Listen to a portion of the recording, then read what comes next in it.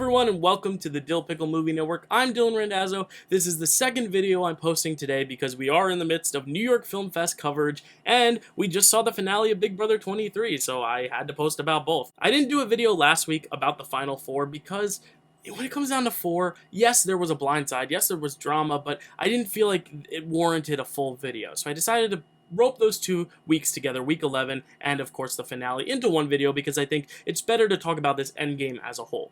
Coming off the double eviction, Azah can't play in the HOH, which basically means if she doesn't win veto, her days are kind of done in Big Brother house, right?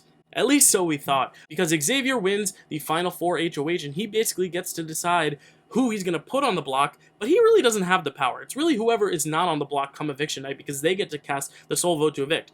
Xavier is in the final 3. He should be very excited, but it really comes down to who wins the veto. But of course Xavier wins the veto. So this whole time we thought, the guys were all working together, but I think Xavier realized that between the 3 people sitting in front of him, Azah, Big D, and Kyland is the only person who has the shot of beating him. I still think Xavier would beat Kyland in the end, but he wanted to ensure his win, and I think this is the move that definitely did so. He took the shot at Kyland and instead had Big D cast the vote to evict, and between Azah and Kyland, I think Big D was closer with Azah than he was Kyland. So Big D ends up evicting Kyland, and this is where we see this huge betrayal in Kyland's eyes and this huge confrontation for the viewer's eyes. And that is when Kyland really confronts Xavier and says, "Why didn't you tell me I was going home?" Xavier says, "It's all the game." Then this is where things get a little personal, because Kyland brings up Xavier's nephew and says that Xavier's not a good role model for his nephew Kobe, something along those lines. I didn't hear every single word of it, but it seemed like a very classless way to go out. So let's talk about Kyland's game. He was my preseason winner pick, and I think he was doing a great job.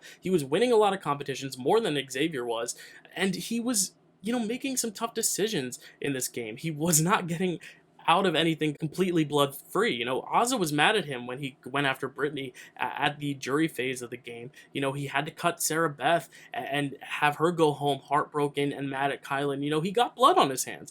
Kyland was kind of the muscle to Xavier's brain in this duo, and I think Kyland really thought Xavier would follow through, and really that was his only mistake, was putting so much faith in Xavier and saving him with the veto. If he hadn't saved him with the veto in Final 5, there's a good chance Xavier goes home, and then Kyland's only competition really is Hannah, and I think Kyland should have thought about that, but he was going with the more noble choice, saying, I want to go up against Xavier in the end, and that came back to bite him in the end. So I can't fault Xavier or Big D for wanting to take this shot. Obviously, I thought Azah was the easy boot, but I think this is a much better gameplay decision from Xavier to get rid of Kyland, and I think Kyland going out the way he did, and then asking Julie to bring him back for a future season, I think almost that hurt his chances of coming back for a future season. I think production was high on Kyland, because he was winning stuff, he was an entertainer, and he did cause some drama, but I think this might have ruined his chances. Anyway, let's move on to the finale. All the bad blood aside, we're here with the final 3. It's Xavier, and then there's the Jokers. The Jokers, Azah and Derek F. Azah did win an HOH when she needed to, but that was her only win of the season.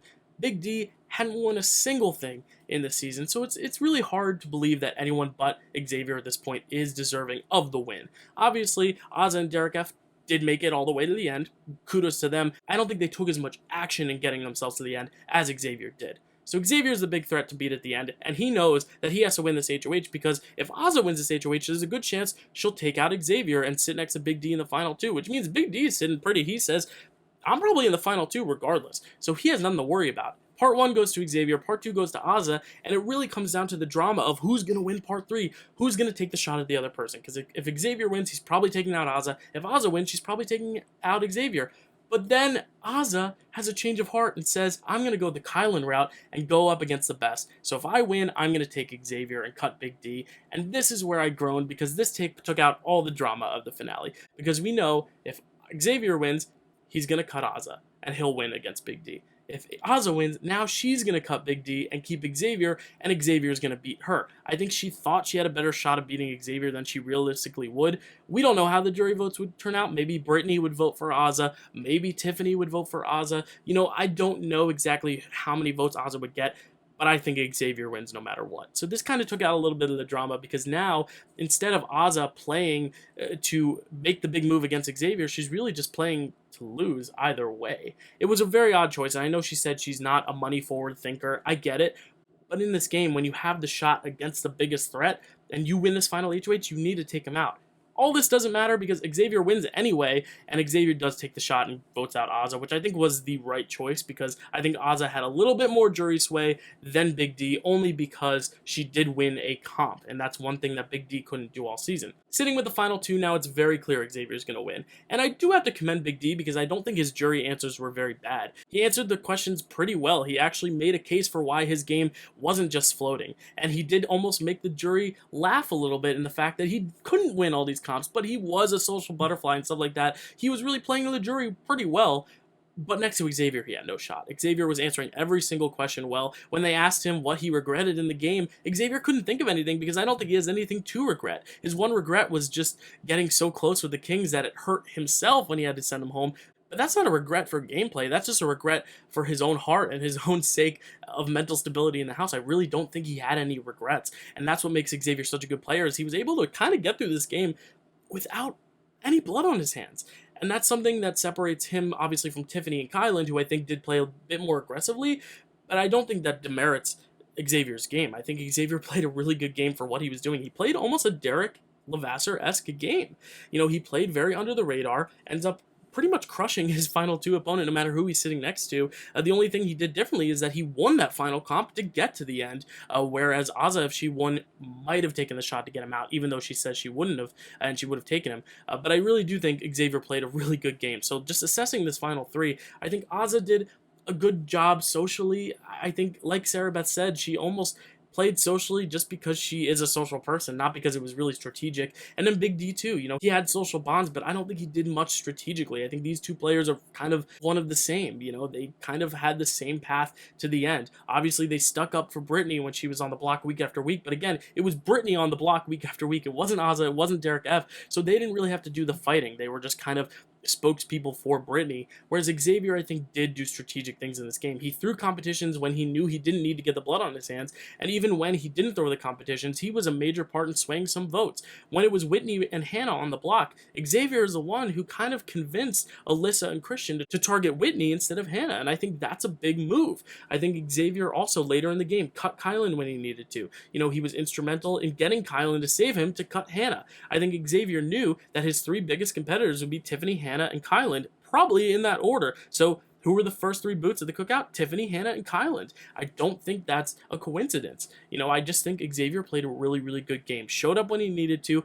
hid behind the curtain when he needed to, but was not malicious. And this is something that, you know, Paul could never get right. And even Dan Giesling and Big Brother 14 couldn't get right. It's that the jurors were genuinely upset with their behavior in the game, and no one was upset with Xavier's behavior. That rhymed. That was funny. Anyway, I think Xavier's a great winner. I think he really does represent the Black community well in the show. He didn't do anything questionable for where people could be like, wow, what a disrespectful winner. You know, he was a very respectful winner, whereas I think if someone like Kyland had won, seeing his actions and how he spoke to Xavier, I don't think it would have sit well with viewers. If Big D or Ozza won after really kind of coasting throughout the game, I don't think it would have sit well, you know, to make this such a historic winner and make it one of the three of them. I don't think it would have sit as well as it does now, having Xavier be that winner and that representation for the Black community as the first Black winner of Big Brother.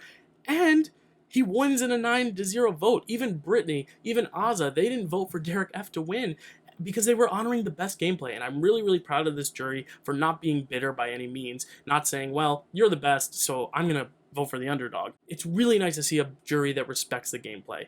But then again, it's nice to see a winner who doesn't really have anything that you can really disagree with because he played a pretty clean game. And America's favorite, it obviously comes down to Derek X and Tiffany. I wonder who the third was. Maybe it was Big D for the casual viewers. Maybe it was someone like Chada, maybe Claire. But either way, it comes down pretty obviously to Derek X and Tiffany wins. This was honestly a surprise only because I know Derek X was getting so much love earlier on, but I do think America made the right choice. They honored Tiffany for basically putting together the master plan to get the cookout to the end. I think Tiffany's AFP win was not necessarily because everyone loved Tiffany the most of the personalities of the season, but more that they loved her gameplay more than anyone else in the season. I think this was the right person to win. It kind of gave a nice, perfect ending to this season, saying, you know what, Xavier and Tiffany, you were the two best players of the season.